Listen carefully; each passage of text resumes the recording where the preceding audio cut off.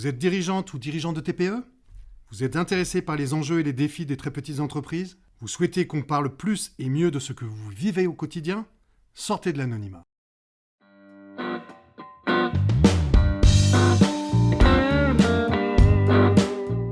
Aujourd'hui, nous allons parler d'un sujet délicat pour les dirigeantes ou les dirigeants d'entreprise, c'est le management. Vous écoutez les podcasts Ma vie de patron, la chaîne des dirigeants de petites entreprises. Vous avez un projet de start-up innovante?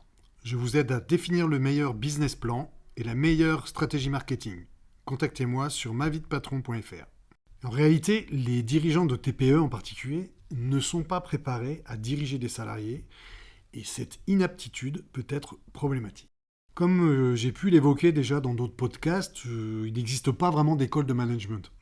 En fait, le management qui est un espèce de terme fourre-tout pour désigner tout ce qui a trait à la gestion d'entreprise. Alors qu'en fait, le management, c'est plutôt la direction de salariés. Et cette direction de salariés, elle exige des aptitudes particulières qui ne sont pas du domaine technique, qui pourraient l'être à un certain niveau, mais qui sont plutôt de l'ordre de la personnalité ou de la relation avec le salarié. Et donc, et c'est la personnalité, ça dépend de la personnalité du dirigeant. Alors bien sûr, il faut connaître les droits des salariés. Il y a un code du travail, il y a des conventions collectives qui sont en fonction de son secteur d'activité. Et on peut se faire aider d'un service juridique, soit de son cabinet d'expertise comptable, soit d'un avocat spécialisé dans le droit du travail. Mais ça ne nous dit pas comment se comporter devant un salarié. Et à mon sens, je ne connais pas, certains pourront m'écrire ou m'envoyer des mails là-dessus, je ne connais pas d'école qui forme vraiment au management ou à la direction de salariés. J'en connais pas. Et en fait, la difficulté réside dans la nature même de la relation au salarié. C'est parce que pourquoi c'est une relation humaine, et évidemment, qui est avec toute sa complexité et qui est influencée par les personnalités des protagonistes, à la fois des salariés et du chef d'entreprise. On peut avoir des personnalités, des histoires, une éducation très différentes. Donc forcément, soit ça fait des points d'accroche, soit ça fait des points de conflit, peu importe, mais c'est ça qui rend les choses compliquées. Puis en plus, j'ai dû le dire aussi, déjà, les attentes des salariés ne sont pas les mêmes que celles d'un dirigeant d'entreprise. Parce qu'évidemment, c'est lié à une condition financière. Donc ces attentes, elles sont forcément différentes. Mais il faut en tenir compte dans sa façon de diriger. J'en ai déjà parlé dans un précédent podcast. Donc le truc, c'est que la direction de salariés, en tout cas pour les dirigeants de TPE, mais je pense que c'est un peu le cas dans beaucoup d'entreprises, y compris des grandes entreprises. Alors, même dans les grandes écoles de management, moi, j'ai pas l'impression d'avoir appris du management, au sens littéral du terme. Voilà. Il faut apprendre tout sur le tas. Et c'est vrai qu'on peut apprendre à animer une réunion, par exemple. On peut apprendre à animer une réunion, c'est une technique. On peut apprendre à en faire un entretien individuel. On peut apprendre à négocier. Ça s'apprend. On peut apprendre des petits trucs comme ça, quoi. Il peut exister des trames, des techniques pour apprendre à diriger, mais en tout cas, à chaque fois, il faut le faire avec sa personnalité, et puis il faut le faire avec la personnalité de l'autre. Donc c'est compliqué. Et puis en plus, on a des traits de personnalité qui peuvent influencer sur notre façon de diriger. On peut être colérique, je sais pas, par exemple, sanguin, on peut être timide. Il y a des dirigeants qui sont très timides, qui n'osent pas dire les choses, voilà. On peut être timide depuis le devenir, voilà. On peut être indécis, on peut être cupide. Il y a des gens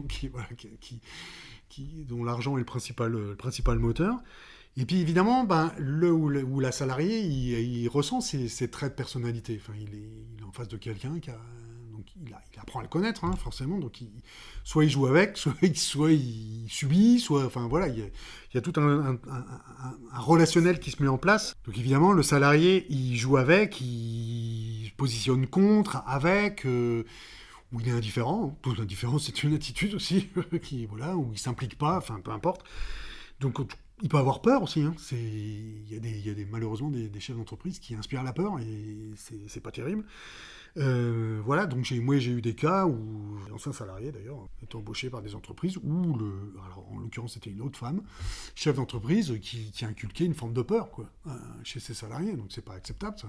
Mais il y a des chefs d'entreprise qui utilisent ce type de management, c'est une forme de terreur hein, finalement, tu veux qu'on terrorise les gens pour obtenir ce qu'on veut, à mon avis ça va pas très loin parce que c'est au bout d'un moment, soit ils s'arrêtent, soit ils sont burn-out, enfin peu importe.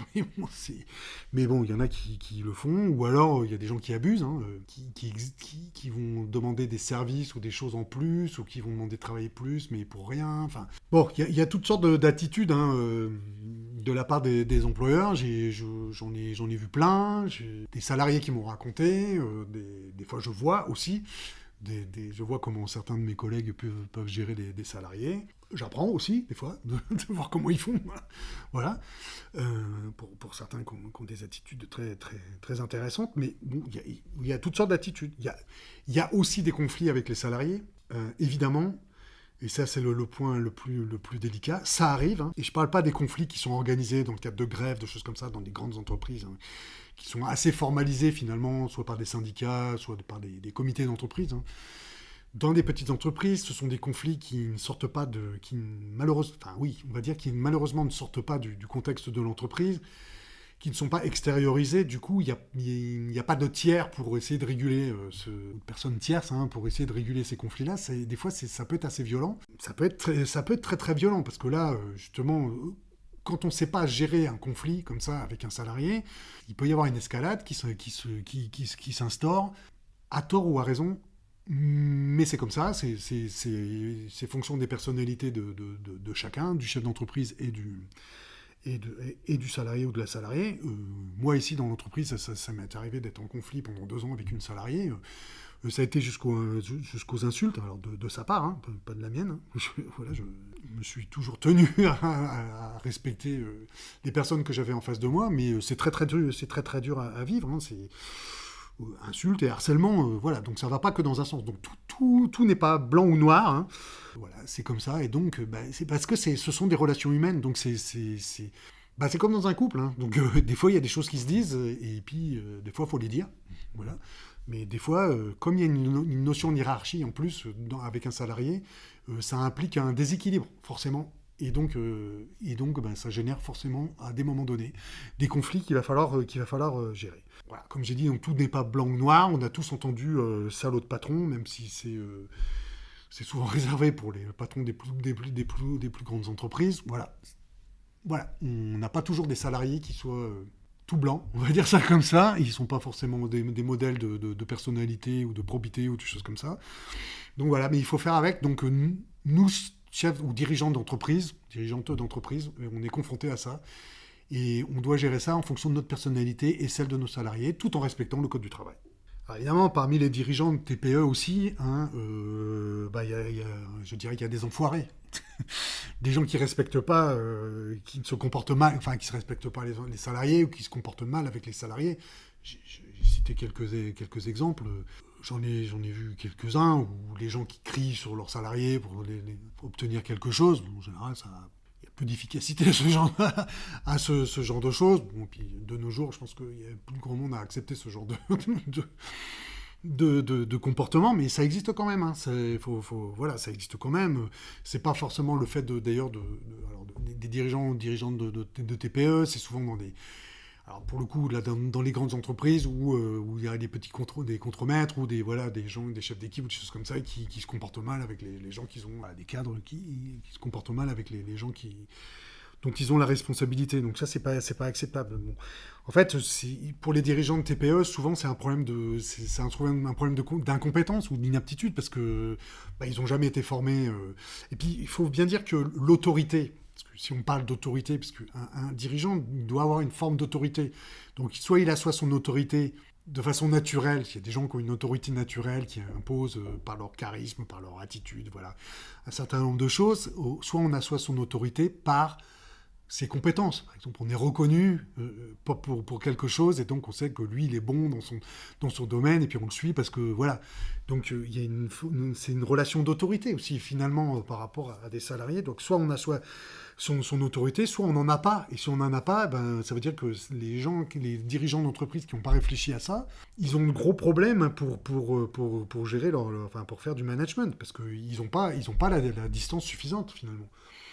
Et c'est compliqué. Donc à un moment donné, il faut apprendre à diriger ça. Il suffit pas de réagir à brûle-pourpoint à un problème, un salarié qui vous dit un truc, il faut pas réagir tout de suite. Voilà, il y a des choses qu'on apprend. Bon, et moi, c'est des choses que j'ai appris, parce que c'est vrai que j'avais plutôt tendance à répondre du tac au tac tout au début, mais voilà, c'est des choses qu'on apprend parce qu'il ne faut pas faire des choses comme ça. Il faut faire preuve d'intelligence, hein, en somme. C'est pas un gros mot, hein. Finalement, c'est ce qu'on appelle l'intelligence émotionnelle. Ça se cultive. Et ça se cultive autant pour les salariés que pour les chefs d'entreprise. Voilà, pour les salariés, on parlera souvent au moment du recrutement du savoir-être plutôt que du savoir-faire. Parce qu'évidemment, on recrute des gens qui ont un savoir-faire technique dans un domaine, forcément, parce que sur un poste, mais on peut les recruter sur leur savoir-être aussi. Alors en anglais, on appelle ça les soft skills. C'est le terme qui est utilisé par les cabinets de recrutement beaucoup, mais c'est aussi de l'intelligence émotionnelle, c'est-à-dire comment on gère les rapports aux autres ou les situations. Et quand je recrute, je pose ces questions-là. C'est comment vous comportez dans des situations de stress ou intenses ou des choses comme ça. C'est dur de répondre à ces questions-là, évidemment. Du coup, ça se mesure dans la vie quotidienne de l'entreprise. Hein. Voilà. Comme ça, et tout le monde est différent. Et puis, le dirigeant d'entreprise, il doit avoir ces qualités-là. C'est ce savoir-être. Il doit avoir ce savoir-être dans la relation avec ses salariés. C'est très important. Et c'est une des qualités principales d'un dirigeant d'entreprise. Hein. Sinon, on va pas très loin. Et donc, je reviens à cette notion-là, c'est cette distance qui est une des clés du management, je pense. Hein. Pour arriver à mettre cette distance, ça ne veut pas dire qu'on ne peut pas être amis ou qu'on ne peut pas être, enfin, je ne sais pas comment dire, mais qu'on met une barrière ou un mur entre un salarié et soi, mais il y a une forme de distance qui fait que ça reste professionnel déjà. On est dans un contexte professionnel, on n'est pas des assistants sociaux, on n'est pas des pères ou des mères. On est des chefs d'entreprise qui développons nos entreprises grâce aux compétences de nos salariés. Mais voilà, on a cette forme de distance qui permet de mettre en œuvre les compétences de nos salariés finalement, mais grâce à nos compétences de management. C'est vraiment ça le nerf de la guerre.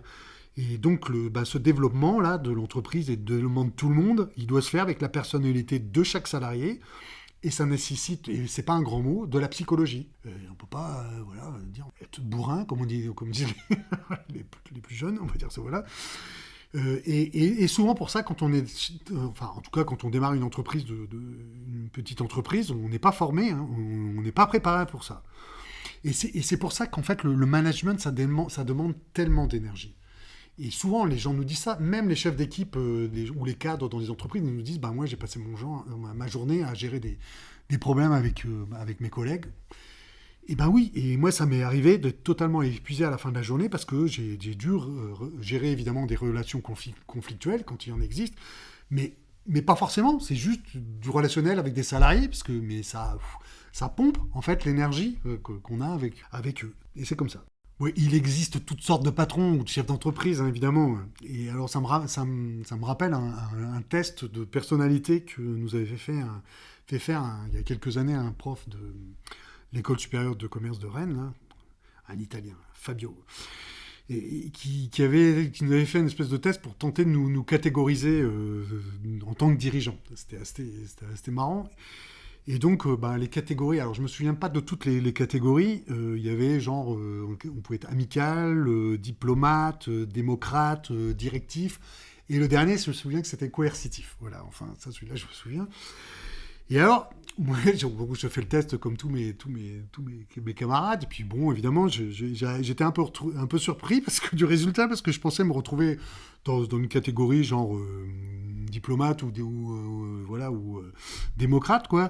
Et puis, je me suis retrouvé dans la catégorie directif, en fait. Voilà, Et en fait, c'est assez marrant parce que Ça a été un peu une révélation pour moi, parce qu'il faut dire que je suis retourné à l'école tout en étant chef d'entreprise, quoi. Et donc, ça a été un peu une révélation, parce que du coup, j'ai pu m'assumer complètement, parce que c'est vrai que je suis un peu directif, mais tout en donnant, enfin, j'essaye en tout cas, de donner une direction à ce que je fais, quoi. Alors, je suis pas coercitif, heureusement, voilà, parce qu'il y a des chefs d'entreprise qui le sont.